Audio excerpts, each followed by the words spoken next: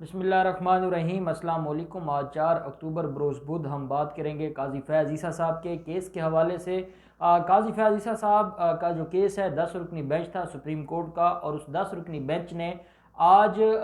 7 رکنی بینچ کا فیصلہ پہلے آ چکا ہے۔ ایک اختلافی نوٹ آنریبل جج صاحب کی طرف سے پہلے آ چکا تھا۔ 2 ججز تھے جن کا اختلافی نوٹ نہیں تھا، اور نہ ہی ان کے سگنیچرز تھے اس فیصلے کے اوپر۔ وہ تھے جسٹس منصور علی شاہ صاحب اور جسٹس مقبول باقر صاحب۔ آج دونوں جو ججز صاحبان ہیں ان کی طرف سے اختلافی نوٹ جاری ہوا ہے۔ جسٹس منصور علی شاہ کی طرف سے جو اختلافی نوٹ سامنے آیا ہے وہ 68 پیجز کا ہے، جبکہ جو جسٹس مقبول باقر صاحب ہیں ان کی طرف سے جو اختلافی نوٹ آیا ہے وہ 65 پیجز کا ہے، اور جس میں آپ کو یاد ہوگا کہ یہ 2 ججز وہ ہیں جن کا یہ ماننا تھا کہ یہ جو ریفرنس ہے اس کو کالعدم قرار دیا جائے اور یہ معاملہ FBI کو بھی نہ بھیجا جائے۔ ایک جج صاحب تھے جن کا یہ موقف تھا کہ یہ جو پٹیشن ہے اس کو خارج کرنا چاہیے، یہ قابل سماعت نہیں ہے۔ 7 ججز نے جو ریفرنس کو کالعدم بھی قرار دیا تھا اور معاملہ FBI کو بھجوا دیا تھا، اور یہ آپ سارے معاملے کو جانتے ہیں۔ ابھی جیسے ہی آج یہ 2 ججز کا اختلافی نوٹ جاری ہوا ہے، اس کے بعد ہمارے جو مختلف میڈیا کے لوگ ہیں یا ہمارے وہ حلقے جو قاضی فیض عیسیٰ صاحب کی جیت کی بڑی خوشی منایا کرتے ہیں، اور ہمیشہ خوشی منانی چاہیے انصاف کی جیت کی۔ کسی بھی انڈیویجول کے ساتھ ہم نہیں کھڑے، ہم تو قانون اور آئین کے ساتھ کھڑے ہیں۔ آئین میں یہ جگہ یہ پروویژن موجود ہے، اور آئین کی اس پروویژن کو استعمال کرتے ہوئے صدر پاکستان نے ایک ریفرنس فائل کیا تھا۔ اب وہ درست ہے یا غلط ہے اس کے اوپر انکوائری ہونی چاہیے۔ اگر درست ہے تو جج صاحب کے خلاف کارروائی ہو، درست نہیں ہے تو وہ خارج ہو جائے گا، جیسے ہمارے ہاں روٹین میں چلتا ہے۔ لیکن یہ جو ایک دھڑا تھا جو قاضی فیاض عیسیٰ صاحب نے جو پٹیشن فائل کی تھی، قاضی فیاض عیسیٰ صاحب نے اپنی پٹیشن میں اس کا جو ذکر کیا تھا، اور قاضی فیاض عیسیٰ صاحب نے اپنی پٹیشن میں ہی ذکر کیا تھا کہ کن لوگوں کی وجہ سے میرے خلاف یہ ریفرنس فائل ہوا ہے، اور انہوں نے اپنی ججمنٹس کا حدیبیہ پیپر مل کا حوالہ نہیں دیا تھا، لیکن جو فیض آباد دھرنا ہے اور ساتھ جو انہوں نے سجیشنز دی تھیں، جو ایک رکنی کمیشن بنا تھا بلوچستان میں جو وہاں پر واقعہ ہوا تھا جس میں وکلاء کو شہید کیا گیا تھا اور دہشت گردی کا واقعہ ہوا تھا، تو قاضی فیاض عیسیٰ صاحب کا یہ ماننا تھا کہ یہ ان 2 وجوہات کی بنیاد پر ان کے خلاف یہ کیس فائل کیا گیا ہے۔ دوسری طرف ہم دیکھیں گے کہ سرینا عیسیٰ نے صدر پاکستان کو خط لکھا ہے، اور اس خط میں نہ صرف صدر پاکستان سے سوالات پوچھے ہیں بلکہ سابقہ چیف جسٹس آصف سعید کھوسہ صاحب کے اوپر بھی انگلی اٹھائی ہے، اور جسٹس عظمت سعید صاحب کے اوپر بھی انگلی اٹھائی ہے، اور وہ میں سمجھتا ہوں کہ وہ ان ججز کے اوپر انگلی نہیں ہے، کیونکہ ان کی بات ہو رہی ہے جب وہ بطور چیف جسٹس کام کر رہے تھے یا بطور وہ جج آف سپریم کورٹ کام کر رہے تھے، جب ان کے اوپر تنقید کی جا رہی ہے یا ان کو یہ کہا جا رہا ہے کہ وہ آزاد نہیں تو یہ سپریم کورٹ کی توہین ہے، اور یہ جج صاحب کی بیوی ہیں، ان کے خاوند سپریم کورٹ کے جج ہیں، ان کو یہ سوچنا چاہیے تھا کہ اگر ان کا کوئی اختلاف بنتا بھی تھا تو اداروں کو بیچ میں نہ لاتی اور اداروں کے لوگوں کو معافی دے دیتی تاکہ یہ معاملہ خرابی کی طرف نہ جاتا۔ وہ خط کیا ہے وہ بھی آخر میں آپ کے ساتھ شیئر کروں گا۔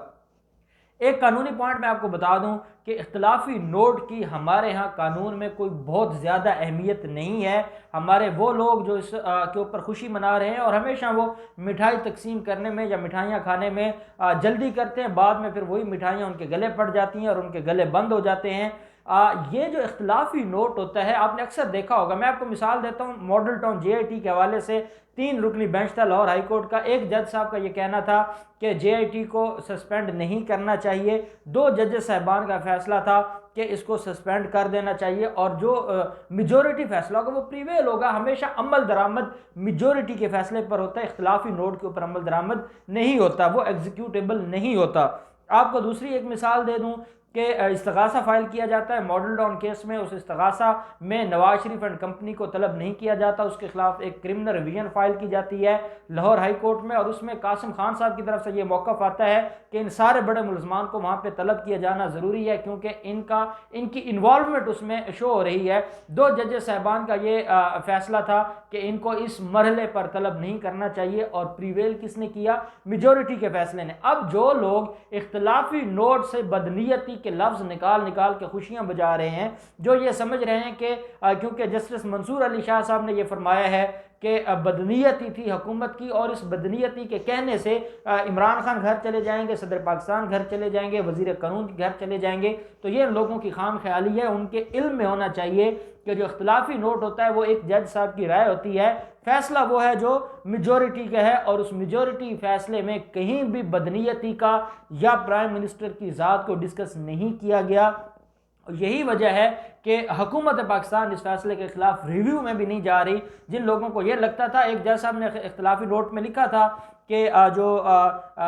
وزیر قانون ہے، سابقہ اٹارنی جنرل ہے یا شہزاد اکبر ہے، ان کے خلاف ایف بی آر تحقیق کرے، لیکن اس کے اوپر بھی وزیر قانون نے یہ کہا تھا کہ ہمیں ضرورت ہی نہیں ہے، کیونکہ وہ ایک اختلافی نوٹ ہے اور اس اختلافی نوٹ کے اوپر ہمیں کوئی ٹینشن نہیں ہے۔ عمل درآمد کس کے اوپر ہوگا؟ وہ 7 رکنی ہے، اور وہ 7 رکنی بینچ کا فیصلہ ہے کہ قاضی فیاض عیسیٰ صاحب آپ کو رسیدیں دینا پڑیں گی، آپ یہاں نہ دیں، آپ جا کے ایف بی آر کو دے دیں، لیکن رسیدیں دینا پڑیں گی۔ اب جو اس میں چند ایک اہم نکات ہیں وہ میں آپ کے ساتھ شیئر کر دیتا ہوں۔ جو اس فیصلے کے ہیں، وحید ڈوگر کو ڈسکس کیا ہے منصور علی شاہ صاحب نے۔ انہوں نے یہ فرمایا کہ وحید ڈوگر کوئی صحافی نہیں تھا، وہ ایک انڈیویجول تھا۔ صحافی ہوتا تو وہ کسی اخبار میں اپنی جو اس کی تحقیق ہے اس کو وہ چھاپتا، وہ ایک انڈیویجول تھا اور اس کو یہ مینج کیا گیا، اور ان کو یہ پری پلان لے کر آئے شہزاد اکبر اور یہ جو ریکوری یونٹ ہے، ان لوگوں کے خلاف کارروائی کرنی چاہیے، کیونکہ انہوں نے جج صاحب کی جو ذات ہے اس کے حوالے سے جو سیکرٹ ڈیٹا ہے یا ان کی جائیدادوں کا ڈیٹا ہے اس کو اکٹھا کیا۔ اور منصور علی شاہ صاحب یہ بھی فرماتے ہیں کہ جو قاضی فیاض عیسیٰ صاحب کی وائف کا اسپینش نام ہے، وہ نام بھی ان کو معلوم ہے، جو یہ بتاتا ہے کہ انہوں نے بڑی جو اس میں خفیہ معلومات اکٹھی کی ہیں۔ ساتھ جو وفاق کے بارے میں ان کو یہ کہا جسٹس منصور علی شاہ صاحب نے کہ وفاق کا یہ جو موقف ہے کہ صحافی کو اس کا ذریعہ بتانے پر مجبور نہیں کیا جا سکتا۔ منصور علی شاہ صاحب کا یہ موقف ہے کہ وہ صحافی نہیں تھے اور ان کی کوئی حیثیت نہیں تھی۔ ساتھ اختلافی نوٹ میں چیئرمین جو ہیں ریکوری یونٹ کے اور شہزاد اکبر نے اکیلے ہی جج کے خلاف انکوائری کا فیصلہ کیا ہے، یہ کہنا جج صاحب کا۔ وفاقی وزیر قانون فروغ نسیم نے جو ایسٹ ریکوری یونٹ ہے پر کوئی اعتراض نہیں اٹھایا، اور شہزاد اکبر کی جانب سے اٹھائے گئے اقدامات سے وزیر اعظم لا علم تھے۔ اب وزیر اعظم کی لا علمی کا جو سرٹیفکیٹ ہے وہ تو جسٹس منصور علی شاہ صاحب بھی دے رہے ہیں، اور آپ کو یاد ہوگا یہ وہ 2 آنریبل ججز ہیں جو جب قاضی فیاض عیسیٰ صاحب کا معاملہ تھا تو اس معاملے پہ جو بہت زیادہ کوشچننگ کر رہے تھے فروغ نسیم صاحب سے، وہ بھی یہ 2 آنریبل ججز تھے۔ تو وزیر اعظم لا علم تھے، یہ فرما رہے ہیں جسٹس منصور علی شاہ صاحب۔ ساتھ انہوں نے فرمایا کہ لیکن انہوں نے وزیر قانون اور شہزاد اکبر سے ان کے غیر قانونی اقدامات پر کچھ نہیں پوچھا، صدر مملکت نے بھی ایسا کوئی سوال نہیں پوچھا۔ منصور علی شاہ صاحب نے لکھا کہ جائیدادوں کا ایف بی آر کو بھجوانے کا مطلب ججز فیملی معاملات پر جواب دہ ہے، ججز کی جواب دہی کا یہ تصور کوڈ آف کنڈکٹ کے خلاف ہے۔ منصور علی شاہ صاحب یہ فرما رہے ہیں کہ جو ایف بی آر کو معاملہ بھیجا جا رہا ہے یہ درست نہیں ہے، یہ کوڈ آف کنڈکٹ کی خلاف ورزی ہے، اور یہ اس سے یہ مراد ہوگا کہ ججز فیملی جواب دہ ہے، اور ججز فیملی جو ہے وہ ججز فیملی معاملات میں جواب دہ ہے۔ یہ اس سے یہ تاثر جائے گا جو کہ ہمارے لیے بڑا مشکلات پیدا کر دے گا، جس سے عدالتی ساکھ خراب ہوگی۔ ساتھ انہوں نے عدلیہ کی آزادی کے اوپر بھی بات کی ہے، اور عدلیہ کی آزادی کے بارے میں یہ کہا ہے کہ جب تک جج کو آزادی نہیں ہوگی تو عدلیہ کیسے آزاد ہوگی اور وہ کیسے آزاد فیصلے کریں گے۔ اور ساتھ یہ کہا گیا کہ جسٹس قاضی فیاض عیسیٰ صاحب کی وائف کو اور بچوں کو نہ بلایا گیا، نہ ان کو سنا گیا، نہ ان کو فریق بنایا گیا، اور یہ کیسے فیصلہ سنا دیا جاتا ہے سپریم کورٹ کی طرف سے کہ آپ معاملہ ایف بی آر کو بھیجیں۔ اب اس میں اختلاف ہم یہ کر سکتے ہیں کہ جب قاضی فیاض عیسیٰ صاحب خود روسٹرم پر آئے، پھر اپنی وائف کا پیغام دیا، پھر ان کی وائف نے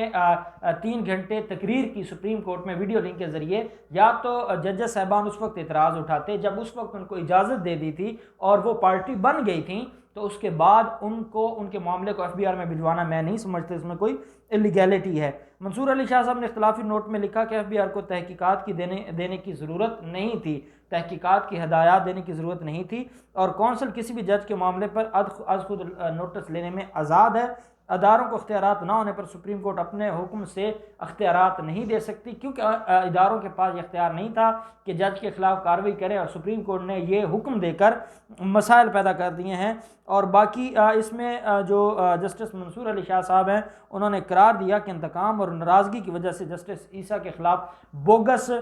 جو کمپلینٹ کو پذیرائی دی گئی۔ ساتھ یہ کہا گیا کہ جو جج جسٹس قاضی فیاض عیسیٰ صاحب ہیں، ان کو عہدے سے ہٹانے کے لیے اور ان کو گھر بھیجنے کے لیے یہ سارے اقدامات کیے گئے۔ ساتھ یہ کہا گیا کہ فیض آباد دھرنا کا فیصلہ اقتدار میں بیٹھے لوگوں کے اختلاف کا سبب بن گیا، اور یہی وجہ ہے کہ اس ناراضگی کی وجہ سے یہ سارا معاملہ سامنے آیا۔ جسٹس مقبول باقر صاحب کا جو فیصلہ ہے، اس میں بھی انہوں نے بھی جو قاضی منصور علی شاہ صاحب ہیں ان کے ساتھ ملتی جلتی جو چیزیں ہیں ان کو سامنے لے کر آئے۔ ایک اہم بات ہے جو میں آپ کے ساتھ ضرور شیئر کروں گا،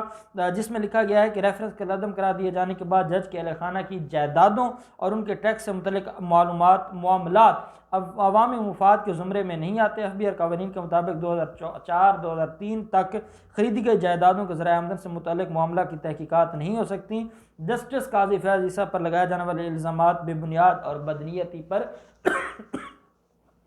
مبنی ہے۔ یہ ہے قاضی فیاض عیسیٰ صاحب کا معاملہ، اور یہ اختلافی نوٹ ہے۔ اس اختلافی نوٹ میں جو چیزیں لکھی گئی ہیں، میں سمجھتا ہوں کہ یہ جو پٹیشن تھی قاضی فیاض عیسیٰ صاحب کی، اس کے جو کنٹینٹس تھے وہی یہ اختلافی نوٹ ہے، اسی میں یہ ساری چیزیں سامنے آئی ہیں۔ سرینہ عیسیٰ ایک خط لکھتی ہیں اور کہتی ہیں کہ صدر پاکستان آپ نے بڑی زیادتی کی ہے، آپ نے میرے جو ہسبینڈ ہیں ان کو اس بات کی وجہ سے ان کی جان کو خطرہ ہے، جو ان کی نوکری کو خطرہ ہے کہ انہوں نے فیض آباد دھرنا کی ججمنٹ دی ہے، انہوں نے کوئٹہ کمیشن کی رپورٹ دی ہے، اور میرے ہسبینڈ کے خلاف آپ غیر قانونی طریقے سے کارروائی کر رہے ہیں۔ ساتھ انہوں نے کہا کہ جب سابقہ چیف جسٹس آصف سعید کھوسہ صاحب کے پاس یہ ریفرنس کا معاملہ گیا تو فیاض عیسیٰ صاحب کو بلایا گیا، اور جو جسٹس صاحب تھے آصف سعید کھوسہ صاحب، انہوں نے اس سارے معاملے کو ڈسکس کیا، اور طے یہ ہوا تھا کہ یہ معاملہ ہم اس کو سپریم جوڈیشل کونسل میں نہیں بھیجیں گے۔ اس کے بعد پتہ نہیں کیا ہوا، کون سے احکامات ہے کہ آصف سعید کھوسہ صاحب نے اس کو سپریم جوڈیشل کونسل میں بھیج دیا۔ ساتھ انہوں نے یہ بھی کہا کہ جو سابقہ جج ہیں عظمت